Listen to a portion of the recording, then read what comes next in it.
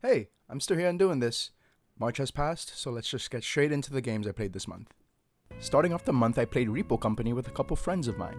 This is another game in the co-op horror extraction genre in the same vein as Lethal Company and Content Warning, where you and up to 6 friends venture into terrifying environments filled with scary monsters and try your best to extract as much loot as you can. I've always had a great time with these types of games, where the banter between you and your friends that create funny moments are elevated through the immediate sudden appearance of a monster you weren't expecting, causing different types of chaos and laughs. What sets this game apart from Lethal Company is the physics-based gameplay that everything has.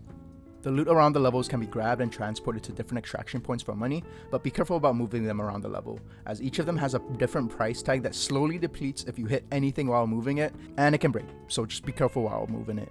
I can account a couple times when I accidentally broke a plate because I moved my cursor into a wall or a friend ran into me. Keep in mind though, monsters are affected by physics as well, so there are a couple objects that you can use to help out knock down the monsters, so all of you can just grab it and try to smack it down with the force of gravity to kill it. You can also just grab each other and throw each other around, or just accidentally knock your friend into a bottomless pit. Between each of the levels, you'll be going to a shop to spend some of the money you've gotten. Upgrades you can purchase that will increase the stat of only one of your players, but if you can buy multiple upgrades for that person, you can beef them up quite a lot actually. There are also weapons and tools you can buy to help deal with enemies as well. It'll be clunky because of the physics-based nature, and sometimes it can backfire, but some of them do pack a punch. And of course there are different tools you can buy to help you better extract loot, like another card to contain some of the loot around the level. Now the game is still in early access, so there's only so much you can do up until you've pretty much seen everything. There's like 3 different themed levels that are all procedurally generated, and once you learn how all the monsters work, it gets pretty trivial on how you deal with them through communication. But even with that, I still had a great and fun time with my friends. I'm gonna keep an eye on this for the future to see what types of updates it gets, and if this sounds fun to you, go ahead and check it out with some friends for some goofy, fun, scary times. The next game I ended up playing this month was another one that's actually in early access right now, and that's Schedule 1.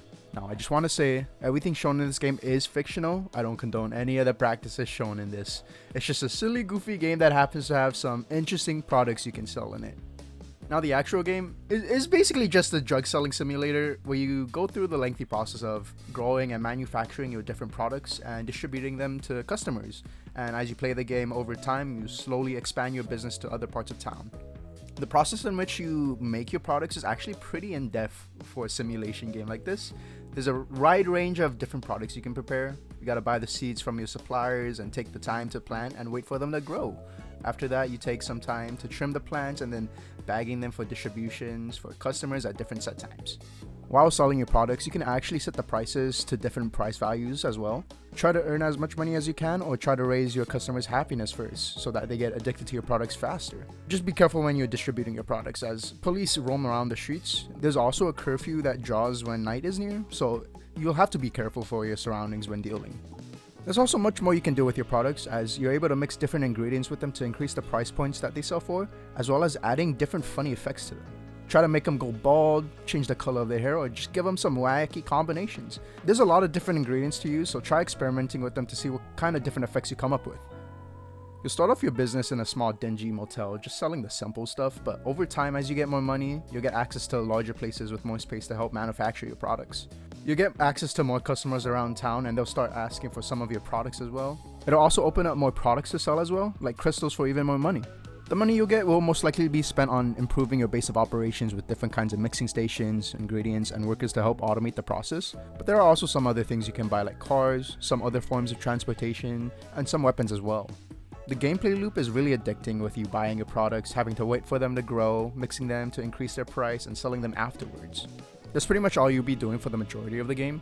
I did mention that it was still in early access though, but the developer is making strides to get different content updates over the next couple months, with him giving a roadmap of what's to come. This also has co-op as well, so there's an added benefit of playing with friends, trying to build the best business as you can. I'd say give it a try if you're into these types of simulation games. Going into the last game I played for this month is Signalis. Now this one's quite different from the other 2 games I played this month.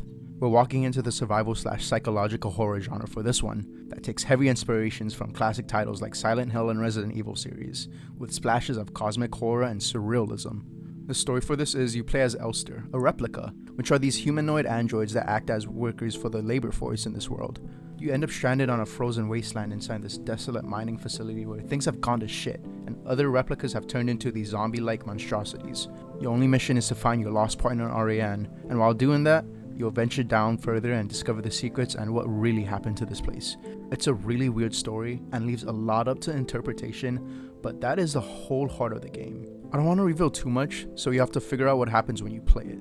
The entire visual style and atmosphere of the game screams old school survival horror. The environments are these tight claustrophobic corridors that are dimly lit, making you question what lurks in the shadows. Enhancing the environments is the fixed isometric camera angles, showing just enough around you but obscuring any outside threats. The low poly PS1 inspired art style calls back to that nostalgia of the retro days.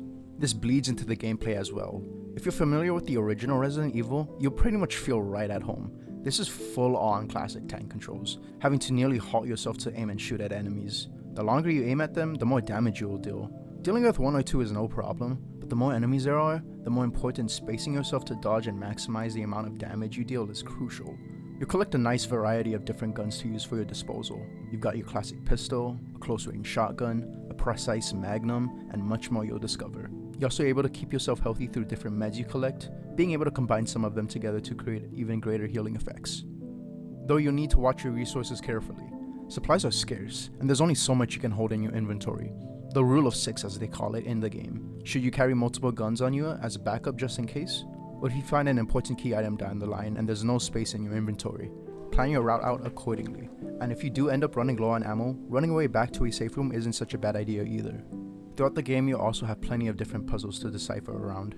The main areas of the game have their areas locked behind finding multiple keys to unlock a single door, so you'll be doing a lot of running around and backtracking to find different key items that'll unlock different parts of the map. Sometimes you'll find 2 different items and combining them will create a key to unlock a door. Maybe you'll be inspecting some items and find hidden messages or passcodes for another area. Later into the game, you'll even get a radio that you can change the frequency of that'll play different signals that may be the solution to what you need. All the puzzles flow into one another, and it makes you feel good whenever you figure out where one piece of the puzzle goes.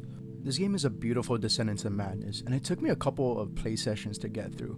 I actually had a moment near the midpoint of the game where I had to take a break from it. Things were going pretty okay up until a certain point when shit hits the fan and my stress levels were just way too high to deal with everything that was going on. The imagery and themes kinda just stick with you and linger, making it very memorable and a haunting experience. There's a lot of heavy and mature themes in the game, so if you're not in the right headspace for it right now, it may not be for you, but I really do recommend trying this game out. It's an amazing experience. And that's a wrap for all the new games I played for this month. I really enjoyed the games I picked out this time around, so I can't wait to see what I'll play next month. I'll probably see you guys in the next video. If I do so happen to continue the series, it's all up to me honestly, who knows. Bye bye.